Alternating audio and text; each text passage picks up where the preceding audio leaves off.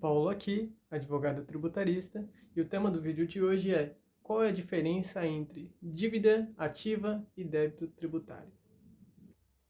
A dívida ativa, ela se trata de um registro formal que o governo possui acerca de todos os débitos, todas as dívidas que ainda não foram pagas pelo contribuinte, enquanto que o débito tributário diz respeito propriamente àquela dívida que ainda se encontra em aberto, que ainda não foi paga,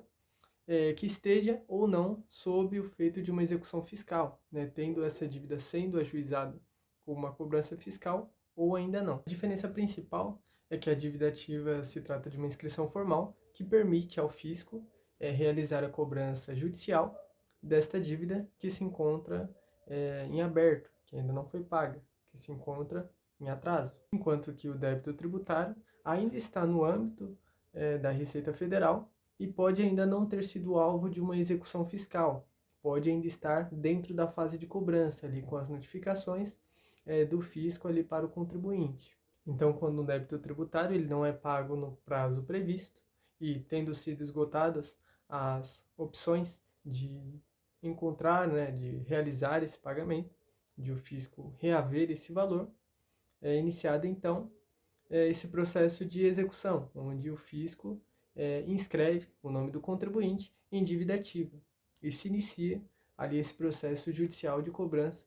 para que o fisco possa reaver esse valor, seja por meio de valores em contas do executado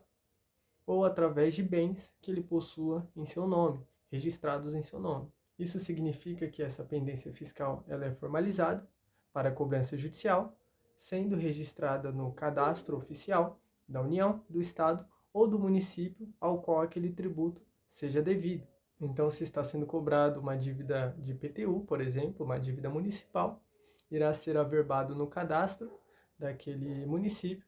aquele registro de cobrança. Inclusive, a própria certidão de dívida ativa, que é o documento que instrui todo esse processo de cobrança judicial de uma dívida, né?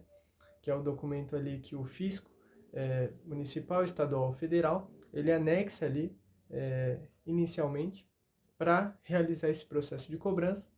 Ele precisa ter alguns requisitos, né? Essa certidão de dívida ativa, ela precisa conter algumas características que são fundamentais para que ela tenha validade, para que aquela cobrança ela seja realizada ali da forma correta e seja de fato exigível. Então, essa certidão de dívida ativa, para que ela seja considerada válida, ela precisa constar o nome do devedor, o CPF ou o CNPJ do mesmo, o valor da cobrança, a data de inscrição em dívida ativa e também a natureza da cobrança da dívida. Caso alguma dessas informações não conste na certidão de dívida ativa, ela é considerada nula, ela não possui validade e os seus efeitos não podem ser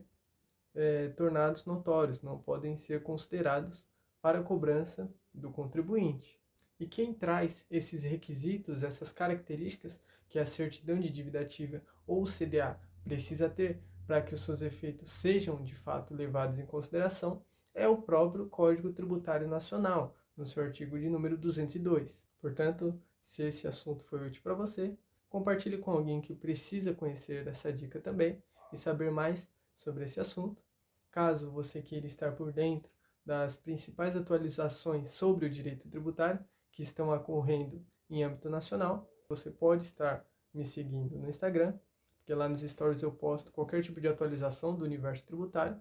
e você que me acompanha estará por dentro de todas essas notícias. E caso você queira conhecer mais sobre a regularização de débitos tributários, você pode estar adquirindo o meu e-book através do link que eu disponibilizei aqui no meu perfil, ou também no meu perfil do Instagram. E através deste livro, deste manual, você pode conhecer um pouco mais sobre a regularização ou até mesmo utilizar as dicas que eu coloquei lá para quitar uma dívida que você tenha pendente, né? Porque nesse e-book eu disponibilizei diversas estratégias que podem te ajudar a regularizar, a estar em dia com as suas dívidas fiscais, mesmo não tendo condições para arcar com o pagamento à vista. Diversas oportunidades que podem ser úteis para que você consiga quitar as suas dívidas. Até breve.